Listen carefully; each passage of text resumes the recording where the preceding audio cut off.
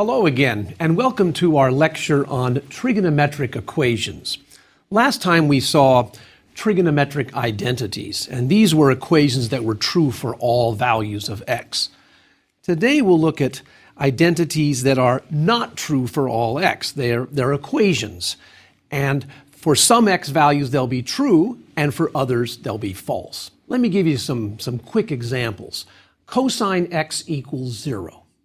Okay, that's not true for all x, of course not. But there are some values of x for which that's true. For instance, pi over 2. Cosine of pi over 2 is 0. How about sine x equals a half? For some x values, it's true. For others, it's not. In fact, we'll solve that problem in a moment. Here's a more complicated one. 2 sine squared x minus sine x minus 1 equals 0. Looks pretty scary, doesn't it? But we'll solve that problem. We'll find the x values that make that a true statement. And then we'll also look at some of these equations where we actually can't solve them algebraically by hand. We'll have to use a calculator or computer. An example such as x equals 2 sine x. I'm not exaggerating when I say these play a very big role in calculus courses. Over and over again in a calculus course, you're doing some problem involving fancy calculus skills, and you end up with some equation. It might be a trigonometric equation, it might be a logarithmic equation, etc., and you have to solve that equation. So needless to say, success in the calculus course depends on being able to solve these equations.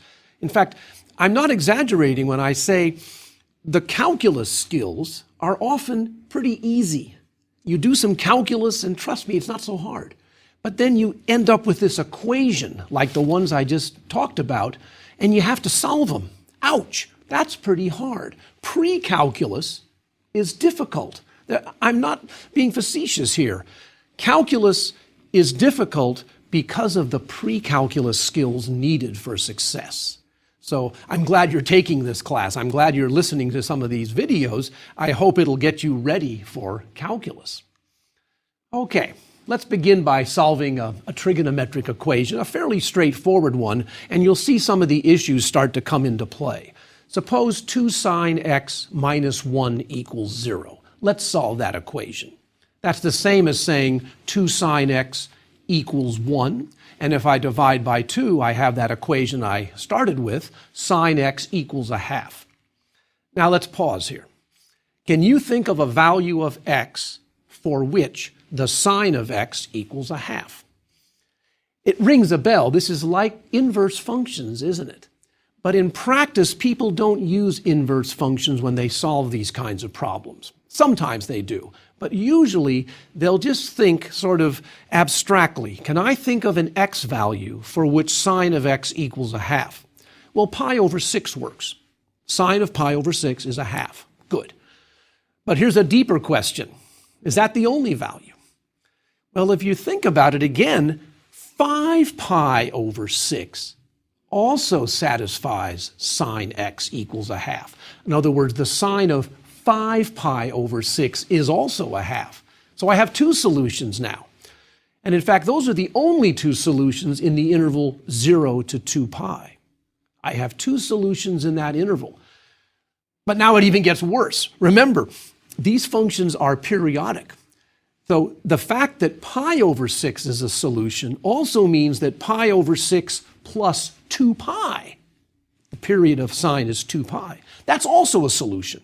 Plus 4 pi, plus 6 pi, blah, blah, blah, forever. And in fact, minus 2 pi, minus 4 pi. It goes both ways. We have an infinite number of solutions, don't we? And here's how you write it. You say the following: x equals pi over 6 plus 2n pi. And we understand here that n is an integer. That's an infinite family of solutions. And then we have 5 pi over 6 plus all of its multiples of 2 pi. 5 pi over 6 plus 2n pi. So that simple little equation, sine x equals 1/2, has a complicated looking solution, doesn't it? You can see why pre-calculus can be pretty difficult. Here's a picture of our friend, the sine curve, and I've indicated on here the horizontal line y equals a half, and you see that it touches the sine curve many, many times. I've indicated a couple of values in the first quadrant, pi over 6 and 5 pi over 6. But there are an infinite number of solutions because the sine curve goes on forever. Let's do another one. Let's do that other problem I looked at earlier that had sine squared in it. So here's the equation. 2 sine squared x minus sine x minus 1 equals 0. Let's solve this equation on the interval 0 to pi. That'll simplify things a little bit because we'll cut off the interval, a finite interval. All right, what can we do with this? Ouch. Well, you might remember that we had a similar type problem back when we did exponential functions, and we noticed that you can sometimes factor these. You can think of this as a quadratic polynomial, not in the variable x, but in the variable sine x. So watch how I factor this.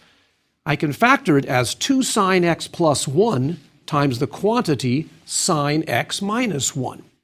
If you don't believe me, multiply that out. If you multiply that out, you get 2 sine squared x minus 2 sine x plus sine x, and then minus 1. So it's the same thing. And the advantage now is I've converted this sum and difference to a product. And if a product of two terms equals 0, one of the terms must be 0. So let's set each term equal to 0 in turn. Here we go.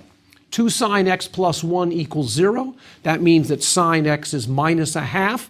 And now we're back to this difficult trig question. What value of x yields sine x equal to minus 1/2? 7 pi over 6 and 11 pi over 6. Whoa. That's tough. I mean, I did that pretty quickly. I've been in this business a long time. But it's tough to come up with those values unless you're really comfortable with trig functions and the values of those common angles. So that was a tough conclusion there. Sine x equals minus 1/2 implies that x is 7 pi over 6 or 11 pi over 6. But those are the answers in the interval 0 to pi. Now I set the other term equal to 0. Sine x minus 1 equals 0. That means sine x is 1. That's pretty easy, pi over 2. So we have 3 solutions in the interval. Let's verify it with a picture. Here's the graph of 2 sine squared x minus sine x minus 1. Notice it touches the x-axis 3 times. It touches at those 3 values. I invite you to verify this graph. Take out your graphing calculator and on the interval 0 to pi, graph this function, and you'll see that it touches the x-axis 3 times. Great. Let's do one a little more interesting. And you've heard what interesting means. Okay, it'll be the function 2 cosine 3t minus 1 equal to 0. Okay, I've changed the variable from x to t to make things more interesting. So here we go. 2 cosine 3t minus 1 equals 0. Let's find all t values. This is pretty difficult, I think, but watch how we do it. Well, first of all, bring the 1 to the other side and divide by 2, and we have the equation cosine 3t equals a half. Now, I recommend the following technique. Solve these first on the interval 0 to pi, and then extend it out to infinity on both sides. So get those first few solutions on the interval, and then add the multiples of 2 pi at the end. So here we go. I need cosine 3t equal to a half. What should 3t be in order that its cosine is a half? So we're solving these trig equations again, aren't we? This is tough going. Well, 3t should be pi over 3 or 5 pi over 3. You can check that cosine of pi over 3 is a half. That's a fairly common trig value. And also cosine of 5 pi over 3 equals a half. So 3t is pi over 3 or 5 pi over 3 in the interval 0 to pi. But that's not t. T is, we're going to have to divide by 3 in a moment. But first of all, let's say the following. If 3t is pi over 3, it can also be pi over 3 plus 2 pi, or plus 4 pi, or plus 6 pi. So we write it as 3t equals pi over 3 plus 2n pi, multiples of 2 pi, n's an integer here. And in the same way, 3t is 5 pi over 3 plus multiples of 2 pi. All right, I now know all the values for 3t. What about t? Well, divide everything by 3. And you get the final answer that t is pi over 9 plus 2n pi over 3, or it's 5 pi over 9 plus 2n pi over 3. Very complicated problem, a whole lot of solutions, an infinite number of solutions. And the skills were kind of touch and go, I saw. Some tough skills there of having to solve the problem first on the interval 0, 2 pi, and then extending it out to infinity. Some advice here. You have to be totally convinced now, I think, that we have to be confident with our trig values. We have to be able to calculate the values of trigonometric functions for common angles. That just goes without saying now. I carry around these values in my head. I dream about them at night. These are values that I use over and over again when I'm teaching mathematics or doing my research in mathematics.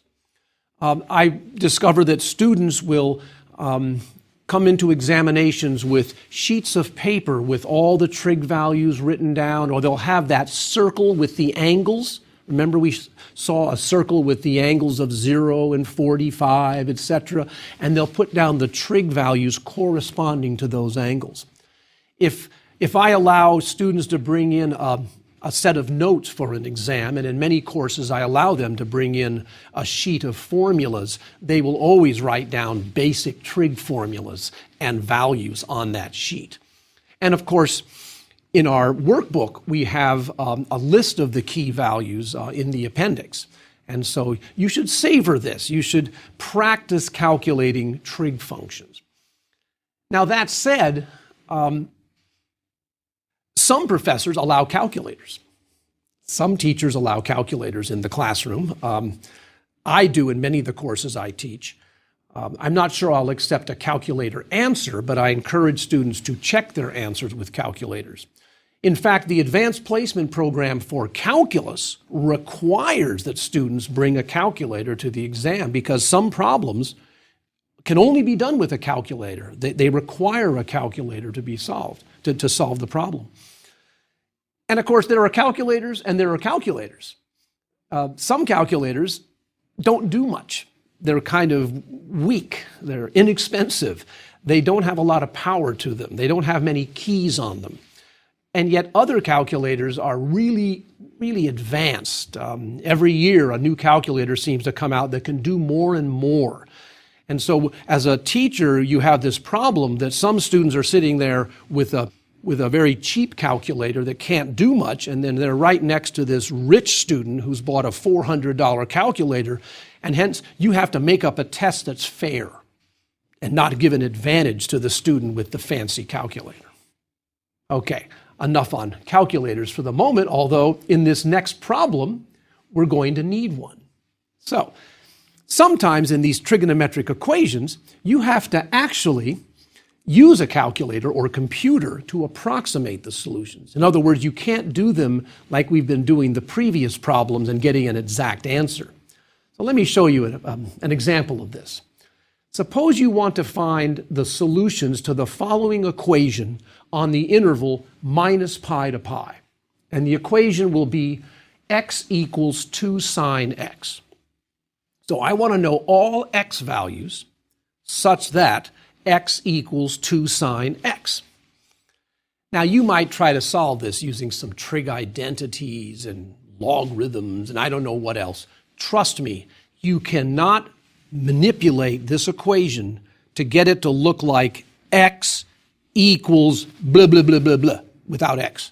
You cannot get x all alone on one side. Trust me, you can't. You might give it a try, but you won't be able to. We have to use a computer here. We have to use a calculator. We have to approximate the solution. How do you do that? Well, write it as a function, x minus 2 sine x, and graph the function and see where it crosses the x-axis. That'll be the set of solutions. Well, here's a picture of x minus 2 sine x on the interval minus pi to pi. And notice it crosses 3 times. It crosses at the origin. Well, it crosses at the origin. Look back at the equation. I should have seen that right away. If x is 0, it's a true statement, isn't it? 0 equals 0. Sine of 0 is 0. But there are 2 other solutions. I didn't get those. And in fact, they're approximately equal to 1.8955, and it's negative, minus 1.8955. Those are the other 2 solutions. There are 3 in total. Notice the symmetry of this problem. That's an odd function, and hence it's symmetric across the origin. If there's a solution over here, then on the other side there'll also be one. Now, you might ask yourself, how did we do that? Well, we graphed it, and then we found out where it crosses the x-axis. There's a number of ways of doing that. Graphing calculators can zoom in on a certain portion of the picture. So you could zoom in on that crossing point and get a bigger and bigger picture of it. You can look down and see what the value is. But most calculators now have something called a root finding ability. And you can use that button to actually get the precise approximation. That's kind of an oxymoron, but you can get an approximation that is very, very accurate, say to 15 digits or 10 digits of accuracy by using the root finding technique. And of course, good students would say, how does that calculator work? How does it find roots? That's a great question. And students ask me that all the time. And the answer is, well, you can find out the answer by taking a calculus class, because in calculus courses, you learn how to find roots of equations. The technique is called Newton's method, named after Isaac Newton, and it's a method that uses calculus.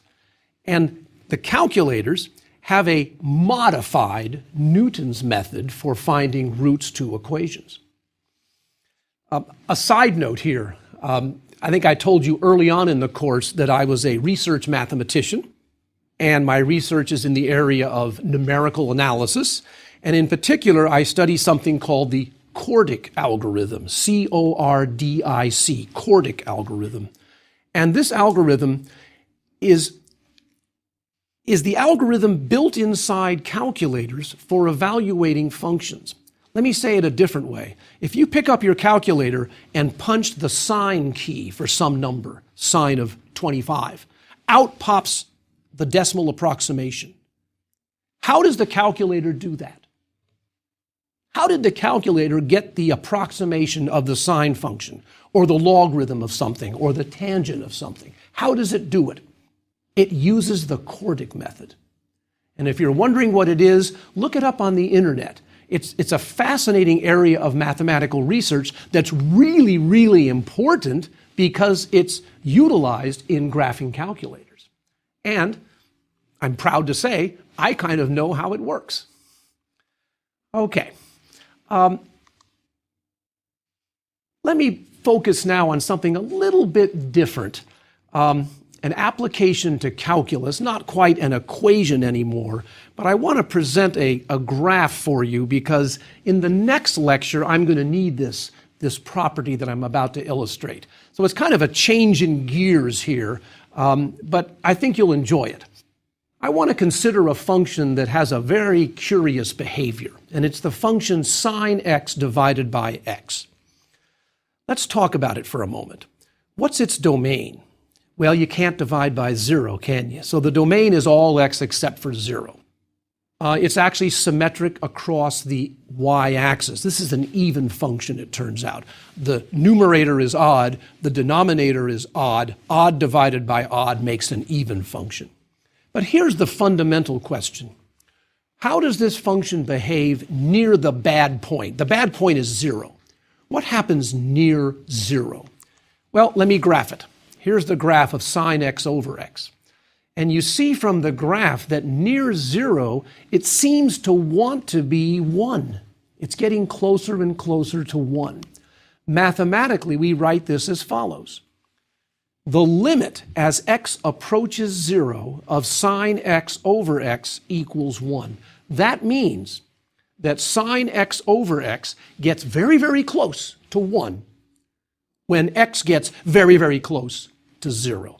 So keep that in mind. It's kind of an interesting graph. You should try to draw it on your graphing calculator. You'll see that it's not defined at 0, but nearby the values are very close to 1. Okay, back to equations. Sorry about that interlude, but I think it's kind of an interesting graph, and it'll come up next lecture. Let's go back to these equations. I'd like to point out that some equations are really easy to solve. For instance, find all x values such that sine squared x plus cosine squared x equals 1. And you'll say to yourself, everybody, all x values, that's an identity. It's true for all x. Or what if I say, find all x values such that cosine x is 2? Cosine x is 2. And you'll say, nobody. There are no values of x. Remember, the range of cosine is between -1 and 1. It's in that sandwich between -1 and 1. Cosine is never equal to 2. Okay, let's do an application. I like to try to do an application every lecture to see the power of trigonometry and in the real world. This application uses an equation of motion of a particle that's moving, and it's only under the influence of gravity. There's no air resistance. So in a sense, it's kind of somewhat simplistic, but the ideas are still pretty important.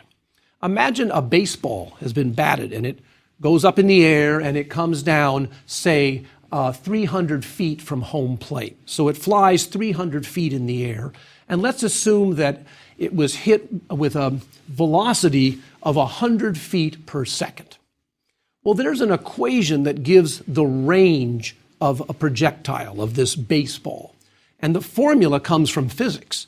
And it's equal to range equals 1 over 32 times the initial velocity squared, and that's usually denoted v sub 0 squared, times sine of 2 theta.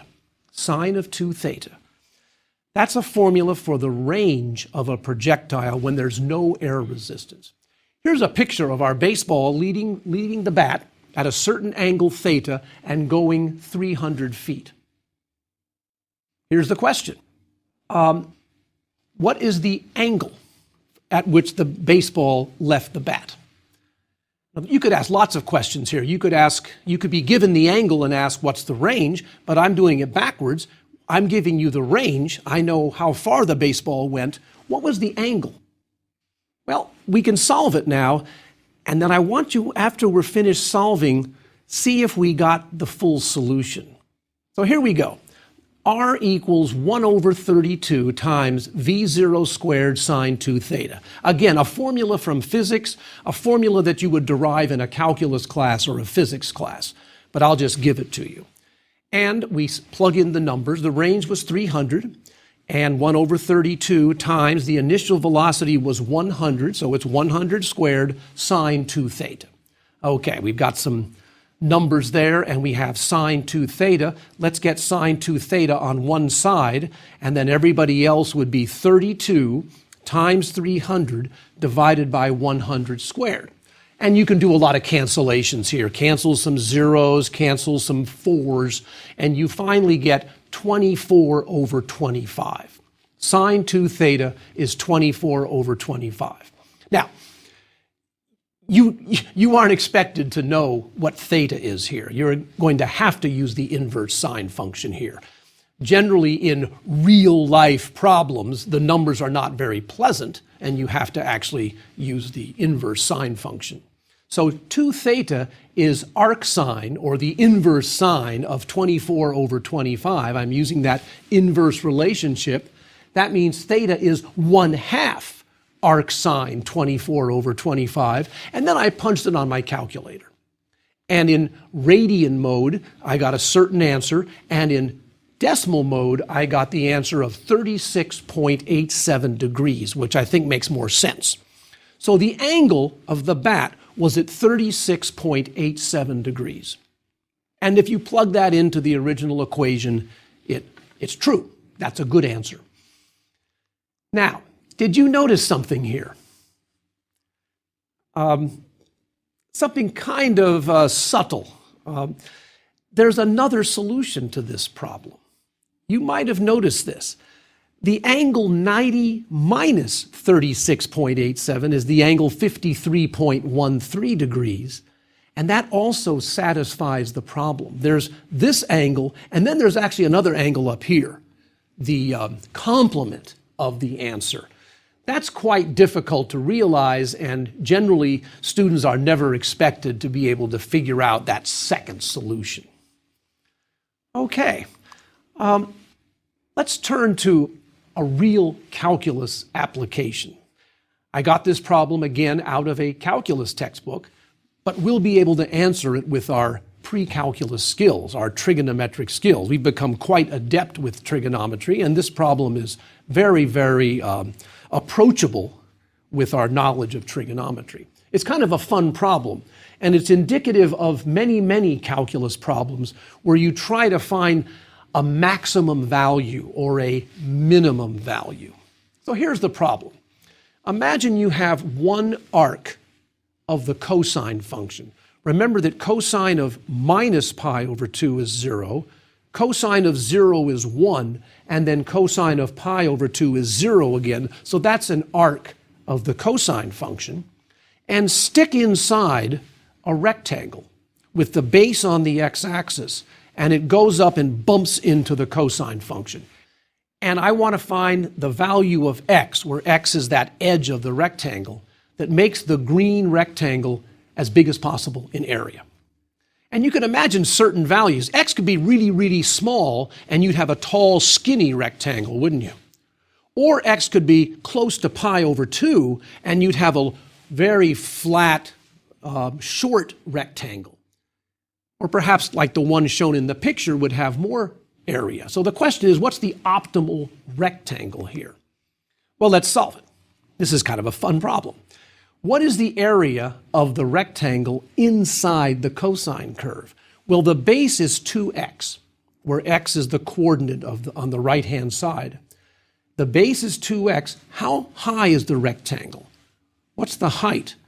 Well, x goes up and hits the curve. So the height is cosine x. The height is determined by the cosine function. So the area is 2x cosine x, and there's a domain here. X starts at 0 and ends at pi over 2. Clearly, if x is 0 or if x is pi over 2, you have a pretty bad rectangle. In fact, you have a rectangle with no height or a rectangle with no width. But x is somewhere in between those numbers. All right. How do you find the maximum value? If you took a calculus course, you would do it a certain way using calculus skills. But we don't need calculus. Graph this function on your graphing calculator. Here's a picture of it. That's a picture of 2x cosine x on the interval 0 to pi over 2. Notice that at 0 and at pi over 2, the graph is 0. That's because there's no area. And then find the top point. The high point on that graph is the maximum. And it turns out, using a feature of your graphing utility, the maximum area is approximately 1.12 square inches, and that occurs when x is approximately 0.86. By the way, graphing utilities have built-in maximum and minimum solvers.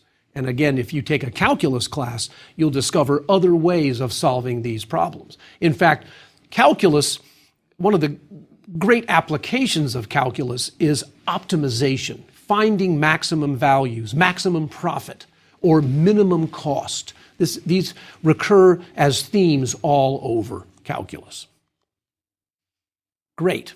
we've finished sort of a very brief look at equations involving trigonometric functions. Now I'd like to turn to some more formulas. And next time we'll look at formulas for sums and differences of angles. And they won't be as pleasant as we would like. For instance, we will look at the formula for the sine of a sum. What is the sine of x plus y? Unfortunately, it's not sine x plus sine y. So come back to the next lecture and you'll see what the answer really is, and we'll see how also to use these trigonometric formulas involving sums and differences. Thank you very much.